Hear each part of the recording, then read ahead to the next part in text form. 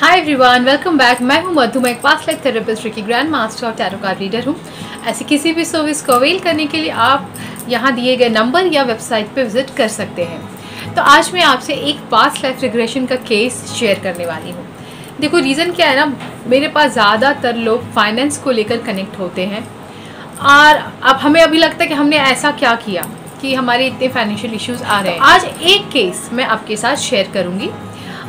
ये केस एक ऐसे पर्सन का है जो इस लाइफ में फाइनेंशियल बहुत ज़्यादा ऑब्स्टिकल्स उनको फेस करना पड़ता है। इनफैक्ट बहुत सारे फाइनेंशियल लॉसेस भी उनको फेस करने पड़े हैं और कुछ भी मतलब वो एक अच्छी मैनिफेस्ट, जैसे मेरे फॉलोअर मैनिफेस्ट करना चाहते हैं, मैनिफेस्ट करते हैं अच्छी चीज़ों को, अच्छे अमाउंट ऑफ मनी को, सम ऑफ मनी को, एक लैंड तक उन्होंने मैनिफेस्ट करा। बट उसके बाद अगेन दैट टाइम केम जब पैसों की लॉस स्टार्ट हो गई। तो ये ऐसा क्यों हो रहा है, ये देखने के लिए पास्ट लाइफ रिग्रेशन जब उनका किया तो एक बहुत ही कोर चीज़, एक बहुत ही कोर कॉन्सेप्ट सामने आया जो मैं आपसे शेयर करूँगी। और भी कुछ जो पास्ट लाइफ एक्सपीरियंस में मुझे याद अगर आता है बीच में तो मैं उनके बारे में भी आपसे शेयर करूँगी। लेकिन सबसे पहले मैं ये बताऊँ, जैसे आप लोग कॉल करते हो तो सबसे पहला सवाल क्या होता है, क्या रिग्रेशन करने के बाद प्रॉब्लम पूरी सॉल्व हो जाती है? मेरा जवाब है तब तक नहीं जब तक आप उसकी लर्निंग को सीखकर उस पर काम करना शुरू ना कर दो। जब हम रिग्रेशन करते हैं, हमने जिन भी सोल्स को हर्ट करा है अगर, तो उन सोल्स से फॉरगिवनेस लेते हैं। एंड अभी तक तो ऐसा कोई हुआ नहीं कि सोल फॉरगिव करने को मतलब किया ही नहीं। कुछ टेक्निक्स अपनानी पड़ती, जो नहीं भी तैयार होते हैं वो लास्ट में फॉरगिव कर ही देते हैं। लेकिन क्या माजरा वहीं ख़त्म? उस सोल ने तो फॉरगिव कर दिया, बट आप जो इस जन्म में अब आए हो अपने DNA में उस मेमोरी को लेकर कि उसकी बैलेंसिंग होनी है, उस प्रॉब्लम जो मैंने क्रिएट करा था उसकी बैलेंसिंग अभी होनी है, तो उसको तो आपको रिलीज़ करने के लिए कर्म भी तो करने पड़ेंगे। तो इसीलिए मैं इस केस को आपके सामने लेकर आ रही हूँ। पूरा इनका केस इन्होंने बहुत अलग अलग एस्पेक्ट में देखा था, मैं सिर्फ इनका फाइनेंसेस का मेन एक केस आपके सामने ला रही हूँ। ये एक लास्ट बर्थ में, प्रीवियस बर्थ में एक बहुत बड़े जौहरी हुआ करते थे। कई लोगों को से इन्होंने गबन टाइप का हुआ, पैसे लिए, पैसे नहीं करे। उसमें गरीब लोग भी हुआ करते थे, गरीब किसान थे, हल्ला झगड़ा होता था। इन्होंने देखा इन चीज़ों को। वो पैसे उन लोगों को उन्होंने नहीं लौटाए, मरते दम तक नहीं लौटाए, और कई लोगों के पैसे को खा के या कहो गबन करके उन्होंने दुनिया को छोड़ा। अब इस लाइफ में बहुत अच्छे हैं, बहुत सही पर्सन हैं, बट फाइनेंसेस की प्रॉब्लम को लेकर हमेशा मन में यही रहता है कि मुझे जस्टिस नहीं मिलता है, मैं इतना करता हूँ फिर भी मुझे गेन नहीं होता है उस तरह का जितना मुझे होना चाहिए।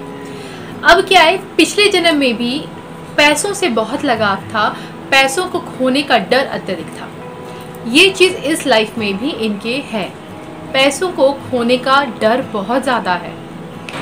इस तरह के केसेस में ज़्यादातर क्या होता है ना, उस लर्निंग को समझकर आपको दान पुण्य करने की ज़रूरत होती है। बट जब आप में पैसों को खोने का डर बहुत होता है तो आपको गरीबों को देखिए एक मोह आएगा, लेकिन पैसे देने के लिए या कुछ देने के लिए आपके हाथ खुल नहीं पाएंगे क्योंकि आपकी वो मेमोरी आपको रोकती है वहाँ पर। तो इस केस में क्या था, सोल तो फॉरगिवनेस हो गई, जितने लोग उनको दिख पाए, जिनसे उन्होंने पैसे को गबन किया था उन सबसे फॉरगिवनेस हुई। लेकिन उतने ही तो नहीं होंगे, और भी तो कई सारे होंगे। उतने सारों से फॉरगिवनेस भी लेना एक चैलेंज हो जाता है। फिर भी बहुत सारे लोगों से जितना उनको दिखते गए सबसे उन्होंने माफ़ी मांगी, आगे पीछे करके सबने माफ़ किया भी है। उनसे उनके नेगेटिव कॉर्ड्स भी हटे हैं, कार्मिक कॉर्ड्स भी हटे हैं, उनसे तो उनके कार्मिक कॉर्ड्स हट गए, बट वो जो नेगेटिविटी उस कर्मा की यहाँ लेकर आए उसकी बैलेंसिंग बाकी है। उसकी बैलेंसिंग करने के लिए इस लाइफ में इनके पैसों का बार बार नुकसान हो रहा है। कहीं पैसे लगाए डूब गए, कहीं किसी को कुछ दिया वापस नहीं करा। इस तरह के केसेस कई सालों से बार बार हो रहे थे। अगर एस्ट्रोलॉजिकली हम लोग देखें, जैसे उनके मैंने चार्ट्स भी देखे थे, मैं चार्ट्स नहीं देखती हूँ, मैं पहले बता दूँ, उनका मैंने ऐसे ही देखा था फॉर माई ओन नॉलेज। तो मैंने देखा था कि हाँ, टाइमिंग भी इस चीज़ को सपोर्ट कर रहा है, ग्रह दशाएं भी इस चीज़ को सपोर्ट कर रही हैं। दैट मीन्स जब दशाएं गलत आ जाती हैं, नेगेटिव आ जाती हैं, तो वो एक्चुअली आती हैं आपके कर्मों के भुगतान के लिए। इस पीरियड में आपको ये इश्यूज़ होंगे क्योंकि वो ग्रहों ने रिस्पॉन्सिबिलिटी ली है आपको वो इश्यूज़ को बैलेंस करने के लिए, वो कार्मिक बैलेंस करने के लिए आपको इस जन्म में उन प्लैनेट्स ने आपको मौका दिया होता है जिसको हम नेगेटिवली लेकर चलते हैं। अब ये आप पर डिपेंड करता है कि आप उसके और गर्त में जाते हो या उन चीज़ों को समझकर कि मेरे साथ जो हो रहा है ये कुछ तो कुछ मेरा कार्मिक बैलेंस ही होगा, उसको एक्सेप्ट कर कर हिम्मत मांगते हो कि मैं इसको लड़ सकूं और निकलने के रास्ते खोजते हो। ठीक है, तब यहाँ पर इनका क्या है, जब तक ये दान पुण्य की चीज़ में आगे नहीं बढ़ने वाले हैं ये प्रॉब्लम इनकी परमानेंट सॉल्व नहीं होगी, क्योंकि पैसों का नुकसान इनका रुक गया। उसके बाद इनके पैसों का अब नुकसान नहीं हो रहा है, अभी तक जो इन्वेस्टमेंट इन्होंने करी है और कहीं इनका नुकसान नहीं हो रहा है। लेकिन जो ग्रोथ एक्सपेक्ट कर रहे थे कि ग्रोथ उनकी हो और अच्छी हो, बार बार वो रुक जा रही है। बार बार मतलब चीज़ें करते हैं, एंजल नंबर, स्विच वर्ड्स, टोना टोटका सब कुछ करते हैं, ग्रोथ आती है लेकिन अगेन वो रुक जाती है। तो ये ऐसा इसलिए होता है क्योंकि जो आपका मेन पर्पस लाइफ का दिया गया था इस चीज़ को सॉल्व करने के लिए, that was to serve the people, इनका लाइफ का पर्पस था। खासकर बूढ़े और बच्चों की इनको सर्व करना है, उनकी हेल्प करनी है, डोनेशन कर सकते हैं उनके लिए कुछ और, जैसे पढ़ाना कर सकते हैं, उनको पढ़ाया आपने, किसी एक बच्चे को ही पढ़ा लिया, किसी एक फैमिली की छोटी मोटी जो हेल्प कर सकते थे आपने करा, कभी कहीं मंदिर गए थोड़ा बहुत दान किया, कुछ खाना वगैरह खिलाया, कोई भी छोटी से बड़ी। देखो मैं इतना जानती हूँ कि दान करने का दिल होना चाहिए, उसके बाद एक गरीब से गरीब इंसान तक एक छोटा से छोटा चींटी जैसा दान भी कर सकता है, आपका दिल होना चाहिए दान करने का। तो वो जब तक अब इनके केस में वो दिल इनको नहीं आता, वो नहीं आ पा रहा है, ये कोशिश कर रहे हैं, वो कहते हैं कि मेरे अंदर से पैसों को खोने का डर नहीं निकल रहा है, ये डर है अब भी है, तो इस पर उनको वर्क करना है। तो रिग्रेशन के बाद इन चीज़ों में कमी ज़रूर आई है, बट वो जो खत्म होना चाहिए, शायद उसके लिए और एक दो रिग्रेशन होंगे, इनको हिप्नोसिस में जाना होगा कि मनी को, इनको इतना मनी लॉस ही हुआ है कि कहीं ना कहीं इनके सबकॉन्शियस में बैठ गया है कि मेरा मनी बार बार लॉस हो जाता है, तो उसको खोने का और डर सताता है। पास्ट लाइफ से भी उस डर को वो लेकर आए हैं, क्योंकि इतने पैसों को उन्होंने गबन किया कि भाई पैसे कहीं जाए नहीं, मेरे पास ही रहे, मरने के बाद तो पैसे आए नहीं साथ में। और ये मैं पूरी दुनिया को कहती हूँ कि पैसे लाइफ की ज़रूरत डेफिनेटली है, हमें चाहिए, इस लाइफ को अच्छे से जीना है तो पैसे तो चाहिए, बट उसको ऐसा भी नहीं नीड करना है कि आप दूसरों का नुकसान कर रहे हो अपने फ़ायदे के लिए, उसको लेकर हम जा नहीं सकते हैं, तो उसी लिमिट में सब कुछ होना चाहिए।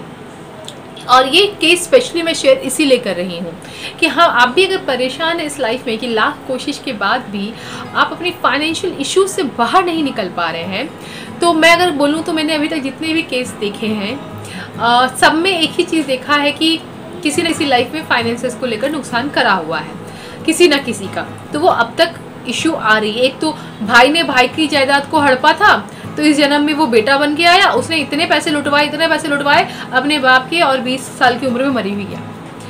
तो उनके रिग्रेशन में पता चला कि पास्ट में आपने अपने भाई के सारी जायदाद को हड़प लिया था, तो इस लाइफ में उसने इस तरीके से बदला लिया कि आपको इमोशनल पेन भी दे दिया, क्योंकि वो मतलब उनका जो भाई था वो इमोशनल पेन में था कि मेरे बड़े भाई ने मेरे साथ ऐसा किया, और इस लाइफ में वो बेटा बनकर आया ताकि आप मुझे खोने का भी इमोशनल पेन आपको मिले, और आपकी जो इतनी बड़ी जायदाद थी उसका भी बहुत बड़ा हिस्सा उसने ख़त्म कर दिया, उसका कार्मिक पैटर्न पूरा हुआ, वो लाइफ अपनी छोड़ के चला गया। तो इस तरह के केसेस आते हैं सामने, जिसमें सबसे बड़ा क्या होता है ना, आपका दान पुण्य करना। पास्ट लाइफ रिग्रेशन करने से क्या होता है, आपको अपना केस एक्चुअली पता चलता है। कुछ केसेस में ये आपके जो कार्मिक अकाउंट है ये 2-3 लाइफ पहले बना हुआ है, उसके बाद आपके सबकॉन्शियस में बैठ गया।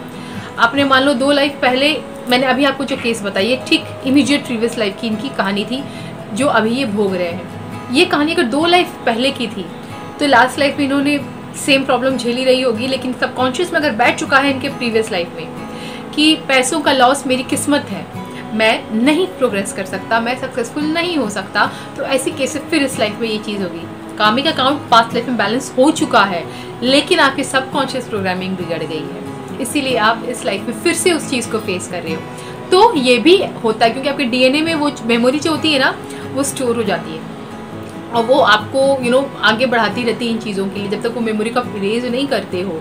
तो पास्ट लाइफ में जिस इवेंट को आप देखते हो वो इवेंट वहाँ से इरेज हो जाता है, वो जो नेगेटिव पैटर्न्स या नेगेटिव एनर्जीज आपको भेज रहे थे वो भी रिलीज हो जाता है, वहाँ के कॉर्ड्स तो मैं कायदे से हटवाती भी हूँ, वो भी हट जाते हैं। बट आपका अपनी लर्निंग जब तक आप अप्लाई नहीं करते हो, आपको 100% उस चीज़ से रेजोनेट मतलब उससे रिलीफ पाना थोड़ा मुश्किल रहता है। कई सारे केस में मैंने हेल्थ के केसेस में देखा है कि बहुत जल्दी रिग्रेशन काम कर जाता है, जैसे कि उसमें ज़्यादातर होता है ना, बहुत लोग पास्ट लाइफ से कोई ट्रॉमा लेकर आए हुए होते, उस ट्रॉमा को वहाँ रिलीज़ अगर कर दिया जाए एंड देन आप यहाँ अगर इलाज कराओ तो बहुत जल्दी काम होना स्टार्ट होता है, बहुत जल्दी इलाज होना स्टार्ट होता है, जो पहले वो भी नहीं रहता।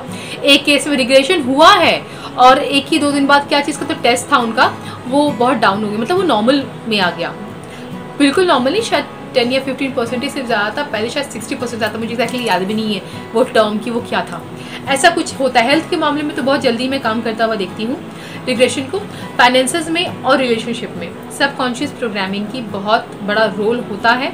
मैं ये नहीं कहूँगी हेल्थ में नहीं होता, डेफिनेटली होता है, बट इन 2 केसेस में क्या होता है ना, इंसान बहुत ज़्यादा अटैच हो जाता है ऐसी अपनी सिचुएशन से। फाइनेंसेस की प्रॉब्लम फेस करते हैं तो अपनी उन सिचुएशन से हम लोग अटैच हो जाते हैं, रिलेशनशिप में प्रॉब्लम फेस कर रहे हैं तो उस पर्सन से बहुत ज़्यादा अटैच हो जाते हैं, और वो फिर हमारी लाइफ में, नेक्स्ट लाइफ में हमें प्रॉब्लम्स क्रिएट करना स्टार्ट कर देता है। सो इसीलिए मैंने आज इसको डिस्कस किया, सो दैट आपको एक इंसाइट मिल सके कि प्रॉब्लम कहाँ से एक्चुअली आती है जो हमें फाइनेंशियल इश्यूज़ फेस करने पड़ते हैं।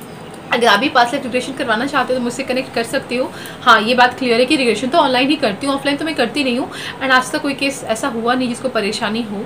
ऑनलाइन में उनको ही मेनली परेशानी होती है जिनको होती है प्रॉब्लम फोकस की, वो कंसंट्रेट नहीं कर पाते। तो जान लो कि वो ऑनलाइन हो या ऑफलाइन हो, बात एक ही होती है। ये ऑनलाइन ऑफलाइन का जो पता नहीं क्यों कंसेप्ट बैठ गया लोगों के दिमाग में, ऑनलाइन हो पर्सन चाहे ऑफलाइन हो, आपको फॉलो सिर्फ करनी है थेरेपिस्ट की बातों को, उनके शब्दों को, इसके अलावा और कुछ नहीं है। अगर आप वीडियो कॉल में सामने हो तो आपको वो एनर्जी भी कनेक्ट हो जाएगी, अच्छे से आप कनेक्ट कर सकते हो। इसके अलावा और कुछ नहीं है, आपको लेटे रहना है, बैठे रहना, आंखें बंद करनी है और सिर्फ आपको फॉलो करना है जो आपको कहा जा रहा है। आप जिस भी थेरेपिस्ट से कनेक्टेड हो, आप उनकी एनर्जी से कनेक्ट हो ही जाते हो।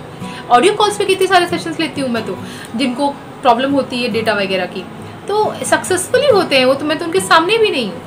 बहुत अच्छी बात। आपका अपना देखो, मैं एक बात समझाना चाहती हूँ, थेरेपिस्ट सबका आगे पीछे तरीका लगभग एक ही होता है, थोड़ा अनुभव बस जैसे जैसे होते जाता है लोग और सीखते जाते हैं। अब ये आप पर डिपेंड करता है जो पर्सन कराने आ रहा है रिग्रेशन, वो कितना उसके कितने बाउंड्रीज क्लियर है पास्ट लाइफ में जाने के लिए। कभी स्पिरिट गाइड्स रोक देते हैं, नहीं चाहते कि वो जाए, तो आपको थोड़ा ऑब्स्टेकल्स क्रिएट करते हैं। कभी आपको खुद का विलिंगनेस उतनी नहीं है, अंदर से आप इतना क्रेव कर रहे हो पास्ट लाइफ जाने में कि वो आपको मतलब सबकॉन्शियस वहाँ से भी ब्लॉकेज क्रिएट कर देता है। और एक तो बहुत बड़ा माजरा है फोकस का। फोकस अगर आपका नहीं है कि मैं आपको कुछ गाइड कर रही हूँ, आप उतना देर आपने विजुअलाइज किया एंड देन आप कुछ और सोचने लगे, बस ट्रांस तो वहीं टूटने लगता है। तो अगर आपकी फोकस की प्रॉब्लम है कि कंसंट्रेशन बहुत ख़राब है, तो नहीं हो पाता पास्ट लाइफ रिग्रेशन। ठीक है, वो बहुत धुंधला धुंधला सा दिखेगा, जाओगे भी तो, और क्लियर नहीं, वो हो सकता है ब्रेक भी हो जाए। आपको बहुत प्रॉपर, मेरा बहुत प्रॉब्लम था कंसंट्रेशन का, बट फिर भी मैंने देख तो लिया था, बहुत कहूँगी तो वेग था, लेकिन देख ज़रूर लिया था सारा कुछ। तो डिपेंड करता है पर्सन टू पर्सन भी, आपका थर्ड आई कितना क्लियर है, आपकी थर्ड आई की जो परतें होती है वो कितनी क्लियर है। तो आप ना त्राटक करना स्टार्ट कर दीजिएगा। जिन लोगों को रिग्रेशन करना है, आपको लगता है आपको फोकस अच्छा नहीं है, आपको विजन्स प्रॉपर नहीं है, तो आप त्राटक कुछ दिन तक किया कीजिएगा, बिंदु त्राटक। ठीक है, वो फ्लेम वाला मत करना, अगर आपने कभी नहीं किया है तो बिंदु त्राटक करना, मतलब कहीं डॉट बना लिया या फिर कुछ त्राटक की पिक्चर लगा लिया और उस पर डेली त्राटक करने की कोशिश करना 7 दिन 10 दिन, एंड देन उसके बाद किसी को भी थेरेपी के लिए कॉन्टैक्ट करना। सक्सेस के और ज़्यादा आपके चांसेस एक बार में ही हो जाएंगे। आई होप कि ये वीडियो आपके लिए यूज़फुल रहा होगा, और अगर आपको ये वीडियो लगता है कि और भी लोगों को रेजोनेट करती है, आपके अपनों को, तो मैं आपसे रिक्वेस्ट करूँगी इस वीडियो को शेयर ज़रूर कीजिएगा, ताकि लोग इस चीज़ को और समझें। अपनी पास्ट लाइफ से जो जड़ें वो लेकर यहाँ पर आए हैं अपनी फाइनेंशियल इश्यूज़ या रिलेशनशिप इश्यूज़ की, उसको जाकर सॉल्व करने पर वो विचार करें, उस पर काम करें। ठीक है, I am not the only past life therapist, बहुत सारे, आप किसी से भी कनेक्ट कर सकते हो, लेकिन पास्ट लाइफ में जाकर इन प्रॉब्लम्स को रिजॉल्व करने के बारे में ज़रूर सोचना चाहिए। इसीलिए मैं कह रही हूँ कि आप हो सके तो इस वीडियो को कुछ लोगों को शेयर करें, so that they can understand the benefit of past life regression. तो चलिए मिलती हूँ नेक्स्ट वीडियो में फिर किसी अलग टॉपिक के साथ। Till then bye, take care.